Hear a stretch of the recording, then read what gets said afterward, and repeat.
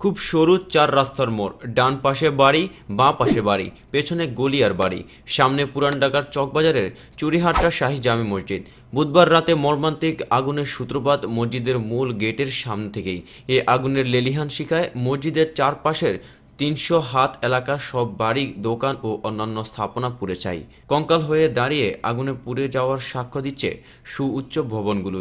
এর মধ্যে ব্যতিক্রম শুধু চুরিহাট্টা জামে মসজিদ। জনমনে গভীর বিস্ময় জাগিয়ে মসজিদটি অক্ষত অবস্থায় দাঁড়িয়ে আছে।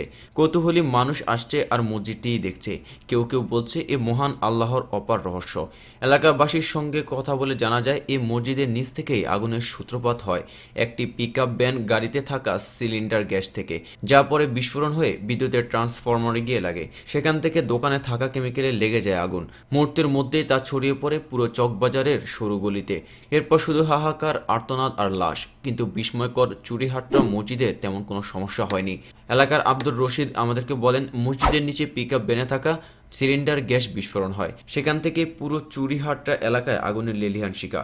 মসজিদের মোতায়ালি আব্দুর রহমান বলেন, এটি একটি বিস্ময়কর ঘটনা। আল্লাহ গড় আল্লাহই রক্ষা করেছে, মসজিদের কোনো ক্ষয়ক্ষতি হয়নি। এলাকার বাসিন্দা সেলিম মিয়া বলেন, এটি অবিশ্বাস্য, আল্লাহর অপর করুণা। মসজিদের নিচে থেকেই আগুনের সূত্রপাত, কিন্তু আল্লাহর রহমতে মসজিদেরই কিছু হয়নি। উল্লেখ্য, চকবাজারের নন্দকুমার সড়কের চুরিহাট্টায় বুধবার রাতে এই শাহী মসজিদের সামনে একটি বৈদ্যুতিক খুঁটির ট্রান্সফরমার বিকট শব্দে বিস্ফোরিত হয়। মুহূর্তেই আগুন লাগে জামাল কমিউনিটি সেন্টারে।